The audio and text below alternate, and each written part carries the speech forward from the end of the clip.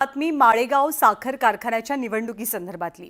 अजित पवार या निवडणुकीमध्ये उमेदवार म्हणून उभे आहेत आणि खरं तर अजितदादांनी 1-2 वेळेला नाही तर 6व्यांदा राज्याचा उपमुख्यमंत्री होण्याचा विक्रम केलाय।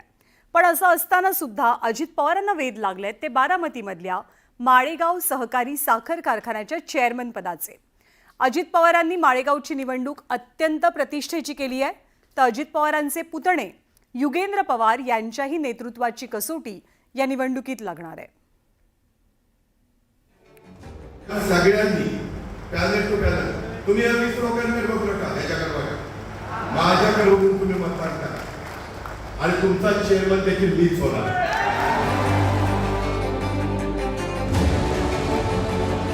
म्हणजे सगळे खासदार तुमच्या घरात, आमदार तुमच्या घरात, आता कारखान्याचा चेअरमन बी यांच्या घरात, खासगी कारखाना बी तुमच्याच घरात। बारामती तालुक्यातील माळेगाव सहकारी साखर कारखान्याच्या निवडणुकीचा निकाल लागण्यापूर्वीच चेअरमन पदावरती दावे प्रतिदावे सुरू झाले। उपमुख्यमंत्री अजित पवारांनी चेअरमन पदावर थेट दावा ठोकलाय। खरं तर अजितदादा 6व्यांदा राज्याचे उपमुख्यमंत्री म्हणून राज्याचा गाडा हाकतायत, पण तरीही त्यांना माळेगाव सहकारी साखर कारखान्याचं चेअरमन पद खुणावलंय।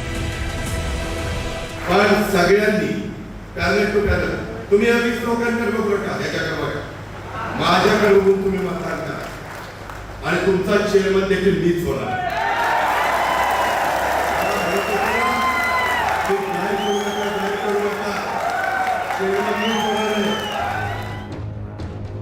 एकीकडे अजित पवारांनी चेअरमन पदावरती दावा ठोकलाय, तर दुसरीकडे रंजन तावरे आणि चंदनराव तावरेंनी आपल्याच पॅनलचा चेअरमन होणार असा प्रतिदावा केलाय। तावरे हे अजितदादांचे कट्टर राजकीय विरोधक म्हणून परिचित आहेत। तावरेंनी सहकार शेतकरी बचाव पॅनलच्या माध्यमातून अजितदादांसमोर आव्हान उभं केलंय। तर मुंबईला गेले, मुख्यमंत्री होतील, व्हावं त्यांनी, आमच्या शुभेच्छा। पण तो तसं नाही, परत माळेगाव कारखान्यात यायची वेळ का आली? म्हणजे सगळे खासदार तुमच्या घरात, आमदार तुमच्या घरात, आता कारखान्याचा चेअरमन बी यांच्या घरात, खासगी कारखाना बी तुमच्याच घरात। या निवडणुकीत अजितदादांसमोर एकूण 2 आव्हान आहे। एकीकडे पारंपरिक विरोधक तावरे, तर दुसरीकडे कुटुंबातनंच आव्हान समोर आहे। पुतण्या युगेंद्र पवारही बळीराजा सहकारी बचाव पॅनलच्या माध्यमातून निवडणुकीच्या रिंगणात आहे। खरं तर 1984 साली अजित पवारांनी माळेगाव कारखान्याची निवडणूक लढवलेली होती। त्यानंतर 4 दशकांनी ते उमेदवार म्हणून निवडणुकीत उतरले, त्यामुळेच या निवडणुकीला वेगळं महत्त्व प्राप्त झालंय।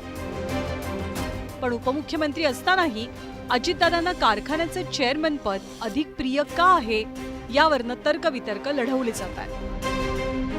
जितेंद्र जाधव, न्यूज 18 लोकमत, बारामती।